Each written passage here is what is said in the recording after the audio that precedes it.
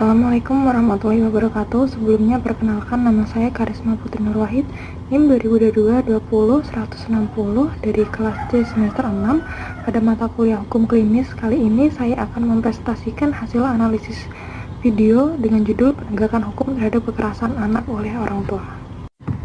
Baik, inti permasalahan dari kasus ini berpusat pada tindakan kekerasan fisik yang diduga dilakukan oleh seorang ibu terhadap anak perempuannya yang berusia sekitar 9 tahun, sebagaimana terekam dalam video yang viral pada link tersebut. Tindakan tersebut meliputi mendorong anak keluar dari mobil sehingga anak terjatuh di ruang publik yang diduga bertepatan di Jalan Veteran, Kota Malang. Kekerasan ini memicu kecaman masyarakat karena dianggap tidak pantas, terutama terhadap anak di bawah umur, dan dilakukan di tempat umum yang dapat memperburuk dampak psikologis pada anak. Kemudian permasalahan utama adalah apakah tindakan tersebut dapat dikategorikan sebagai kekerasan terhadap anak, baik secara fisik maupun psikis, serta bagaimana tanggung jawab hukum pada pelaku sesuai dengan peraturan perundang-undangan anak di Indonesia. Selanjutnya membahas mengenai legal standing. Dapat diketahui dari video tersebut bahwa subjek hukum di dalamnya adalah yang pertama pelaku, diduga ibu kandung dari anak tersebut yang dapat dikenai tanggung jawab pidana jika terbukti melakukan tindakan kekerasan. Yang kedua adalah korban, anak perempuan berusia sekitar 9 tahun yang dilindungi oleh Undang-Undang Perlindungan Anak sebagai subjek yang rentan terhadap kekerasan. Kemudian pihak ketiga meliputi Komisi Perlindungan Anak Indonesia atau KPAI, masyarakat, dan aparat penegak hukum misalnya kepolisian yang memiliki peran dalam melaporkan, menyelidiki, dan menangani kasus ini. Dasar hukum meliputi Undang-Undang Nomor 35 Tahun 2014 tentang perubahan atas Undang-Undang Nomor 23 Tahun 2002 tentang Perlindungan Anak. Pada pasal 1 ayat 2, kekerasan terhadap anak adalah setiap perbuatan terhadap anak yang berakibat timbulnya kesengsaraan atau penderitaan secara fisik, psikis, seksual, atau penelantaran, termasuk perbuatan yang melanggar hukum. Pasal 76C, setiap orang dilarang melakukan kekerasan fisik dan atau psikis terhadap anak.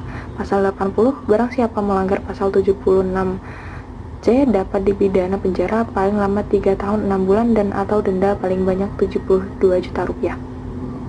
Kemudian pada Kitab Undang-Undang Hukum Pidana atau KUHP pada pasal 351, penganiayaan yang menyebabkan luka dapat dipidana penjara paling lama 2 tahun 8 bulan atau denda.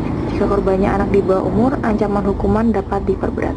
Kemudian Undang-Undang Nomor 11 Tahun 2012 tentang Sistem Peradilan Pidana Anak mengatur perlindungan khusus bagi anak mengenai korban, termasuk pendekatan restoratif justice jika memungkinkan.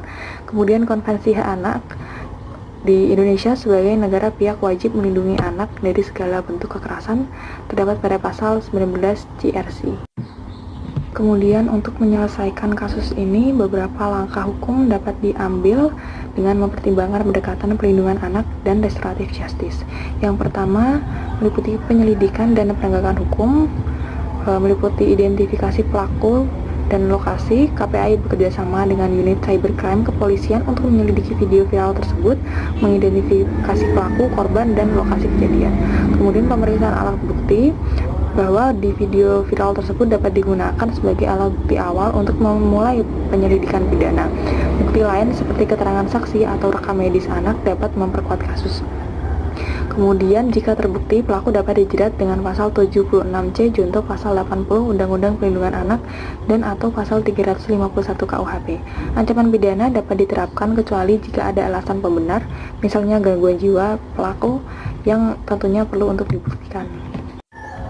Pada pendekatan restoratif justice, mengingat pelaku adalah ibu kandung, pendekatan restoratif justice dapat dipertimbangkan untuk meminimalkan dampak pada hubungan keluarga selama tidak memberikan anak.